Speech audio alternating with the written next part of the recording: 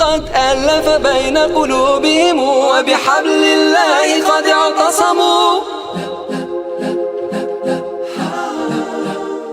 بسم الله الرحمن الرحیم. السلام علیکم ورحمۃ اللہ وبرکاتہ.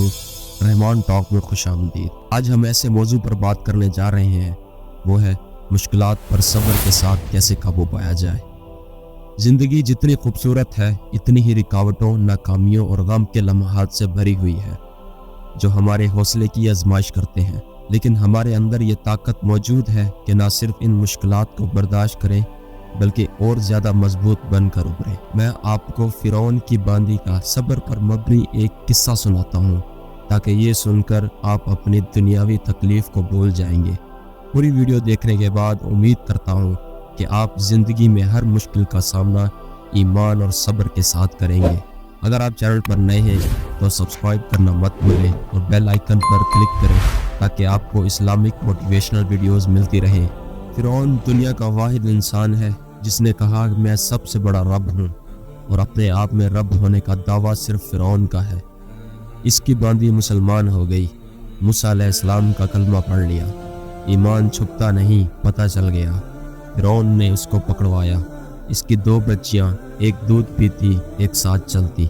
اس نے کڑھا میں تیل ڈلوایا، نیچے آگ لگوائی، تیل ابلنے لگا.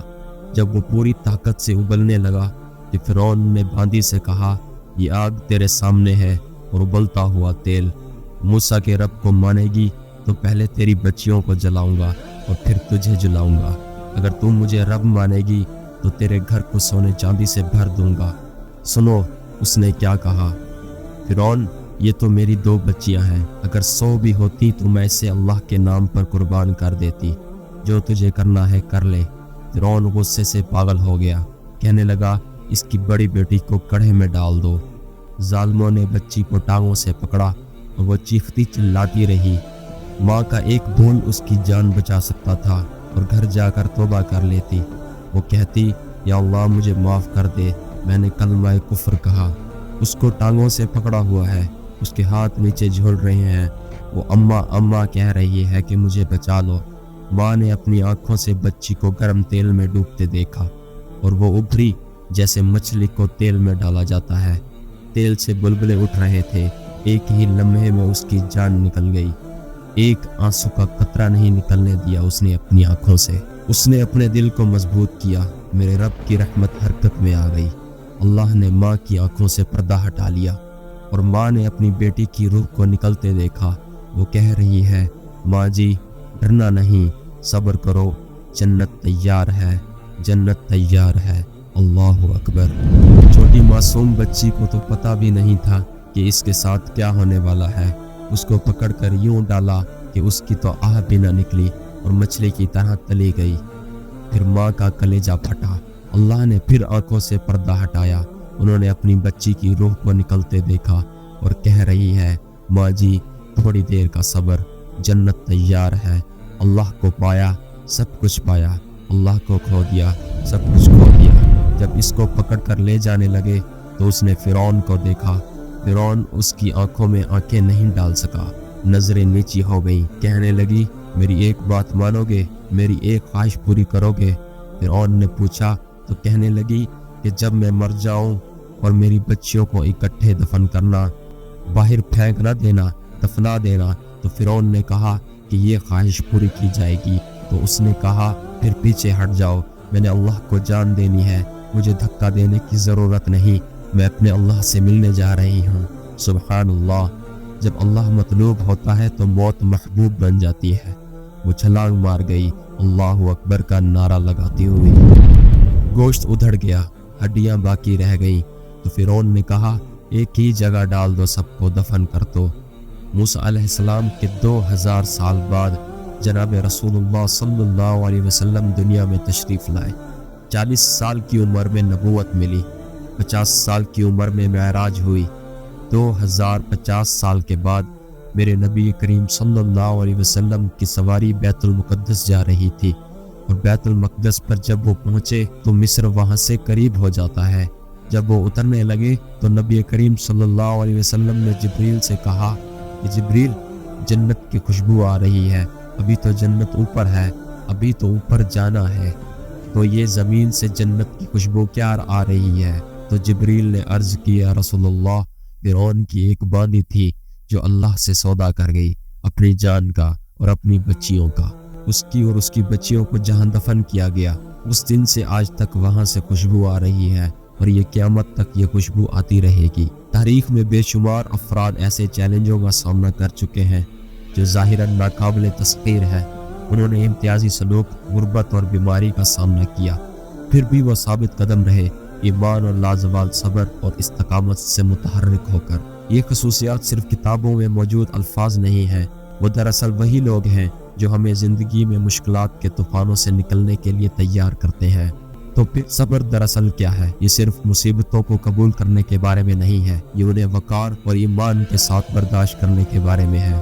یہ درد اور دشواری کو تسلیم کرنے کے ساتھ ساتھ امید اور اس یقین پر قائم رہنے کے بارے میں ہے کہ حالات بہتر ہوں گے۔ یہ لازوال اعتماد ہے کہ راتوں کی سیاہی کے بعد سورج ضرور طلوع ہوگا۔ یہ بات تسلیم کر لیں، جب ہم غیر معمولی چیلنجوں کا سامنا کرتے ہیں تو صبر و استقامت کا مظاہرہ کرنا انتہائی مشکل ہو سکتا ہے۔ ایسے لمحات آئیں گے جب شک غالب ہو جائے گا، جب آپ کی جدوجہد کا وزن برداشت سے باہر محسوس ہوگا۔ آپ کو یہ راستہ تنہا نہیں چلنا پڑے گا۔ یاد رکھیں، سب سے مضبوط بلوط کا درخت بھی ایک چھوٹے سے بیج سے شروع ہوتا ہے۔ وہ وقت، غذا اور لازوال عزم کے ساتھ یہ کسی بھی طوفان کا مقابلہ کر سکتا ہے۔ اب مجھے معلوم ہے کہ آپ کیا سوچ رہے ہیں، یہ سب تو ٹھیک ہے، لیکن ہم اپنی روزمرہ زندگی میں صبر اور استقامت کا مظاہرہ کیسے کریں؟ حقیقت پر مبنی گولز مقرر کریں۔ ایک دن میں مشکلات کے ماؤنٹ ایورسٹ کو سر نہیں کیا جا سکتا۔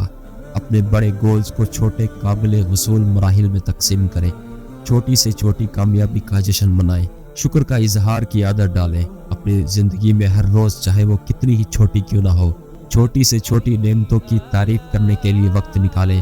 شکر گزاری ایک مثبت رویہ پیدا کرتی ہے اور مشکل اوقات میں گزرنے میں آپ کی مدد کرتی ہیں۔ ہر روز کچھ منٹ اپنے آپ کو اپنی کامیابی حاصل کرتے ہوئے تصور کرنے میں گزار دیں اور اپنی جیت کا جشن مناتے ہوئے دیکھیں۔ یہ ایکسرسائز آپ کے اعتماد اور حوصلے کو بڑھا سکتی ہے۔ یاد رکھیں، آپ اس سفر میں تنہا نہیں ہیں۔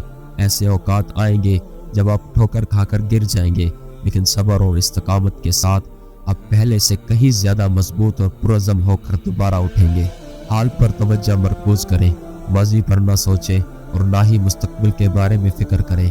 ہر دن ایک قدم اٹھاتے رہیں، اپنی ترقی کا جشن منائیں، اپنی کامیابی کو تسلیم کریں، چاہے وہ کتنی چھوٹی ہی کیوں نہ لگتی ہو، یہ آپ کو مزید طاقتور بنائے گا۔ مدد مانگنے سے نہ گھبرائیں، ہمیں سب کو کبھی نہ کبھی مدد کی ضرورت پڑتی ہے۔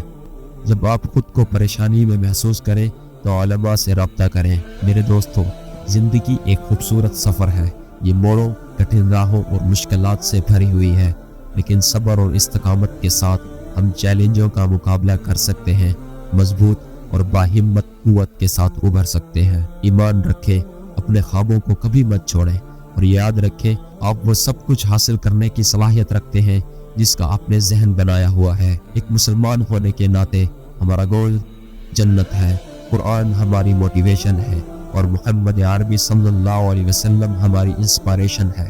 سبسکرائب کرنا مت بھولیں، چمکتے رہیں، دمکتے رہیں، اپنی مشکلات کو صبر کے ساتھ برداشت کریں۔ آپ کا اپنا سمیع الرحمان۔